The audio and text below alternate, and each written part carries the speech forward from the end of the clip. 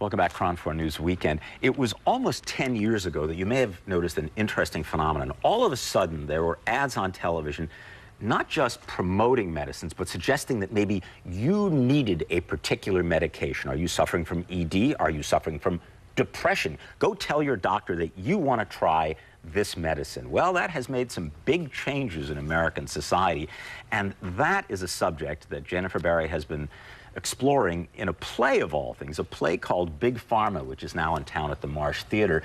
And Jennifer is suggesting that one of the causes of the rise in antidepressant medication is because of the advertising and because we're demanding it.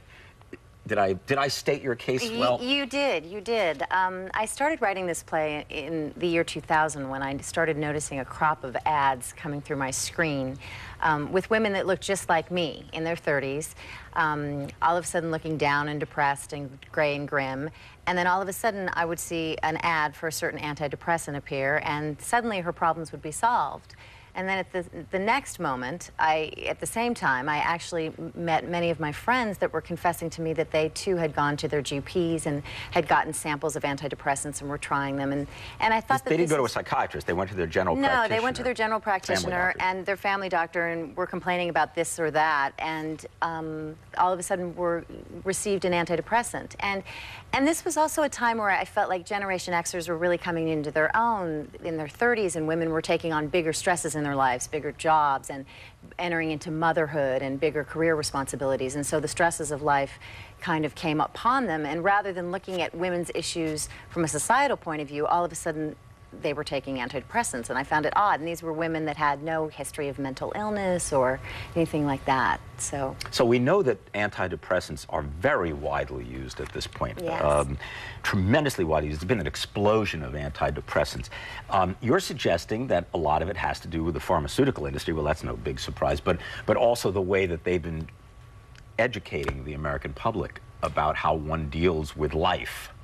Well, I think that's true. I mean, I think that one of the things that I was lucky to do when I did my research for this play was I interviewed an advertising executive, and she told me specifically about how they go about advertising antidepressants and creating a market. You know, they're basically marketing unhappiness. So people see this, and a lot of the ads were saying, especially 2 or 3 years ago, and I think actually up until currently, about how if you've been feeling this way for more than 2 weeks, you should try our particular drug du jour, you know. Okay, so this sounds like could be an interesting book, it could be a documentary, but you decided to do it as theater. Mm-hmm. So how do you do that as theater? How do you present what this advertising executive is telling you in a theatrical context? Well, I play 20 different characters in this play, and I play an advertising executive. I play some of my friends that went on antidepressants and then decided to go off antidepressants. I play doctors. I interviewed doctors and saw how they're really slammed by certain things with the health care coverage that we have in this country. Why? Well, because I think doctors are seeing 30 to 40 patients a day sometimes. They are getting free samples a lot of times from drug reps that are selling these drugs to tell the doctors to give to the patients. And rather than having the time that they need, sometimes just because of the health system and the health care coverage in this country, they don't have enough time to see what's really wrong with the patient. So they will give them a drug just hoping that it helps in good faith. And sometimes it helps and sometimes it really doesn't. And then I also play even my grandmother, who survived the Great Depression.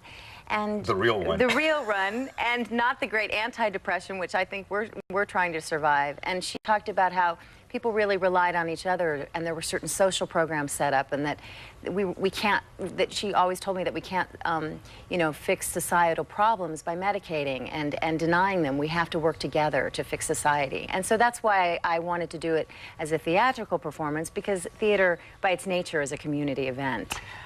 So if I had the advertising executive sitting here on the couch, which in a sense I do, what would she say if I were to say, why is the advertising industry and why is the pharmaceutical industry pushing antidepressants so hard?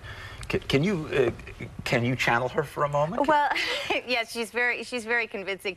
I think, to be honest with you, there's big bucks. I mean, the big pharma makes huge amounts of dollars. But she's not going to say that. If I said to her, "Gee, why are you pushing anti?" She's going to, "Oh well, we're making a fortune." Well, she may not say that, but maybe in the back of her mind, I think she might just say. I think in some ways she might just say, "Well, your generation." She basically says, "Your generation needs help. Your generation hasn't figured things out right, and now we have, drugs and products to help you."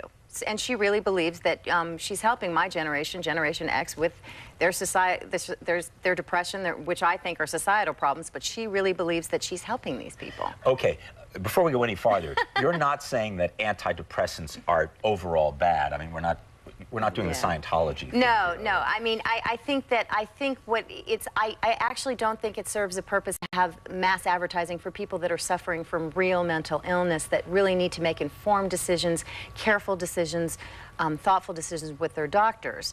I'm not saying that, but what I am saying is that I don't want to see advertising coming on my screen every day showing a woman that looks just like me in her 30s and say, just go to your GP and get a free sample and your life will be solved. I think that's doing a disservice to people that really suffer from extreme mental illness and depression. Let me tell folks where the show is, and then I'm very quickly going to ask you one last question here. The show is called Big Pharma. It's at the Marsh through December 10th. For information, call 415-826-5750. The Marsh is on Valencia Street in San Francisco, and they always do have some of the most provocative theater in town. We could probably devote our entire program here on Saturday and Sunday mornings to the shows that are on at the Marsh, because they're always interesting. Finally, real quickly, because we're out of time, I'm going to ask you the question that demands 8 hours, which is, if you were suddenly depressed, what would you do if you suffered real clinical depression? Well, if I suffered, I've never suffered real clinical depression, so I don't really have an answer for that. And I think that as a theater artist, I can only pose questions and hold up a mirror to the society and say, take a look at our social systems. So I don't really have any advice. I just want to pose questions. And that's what theater does. Thank you, but I thought that was my job, posing questions. Thank you very much for joining us. Marty, Isabel, back to you. Thank you, Henry. Thanks.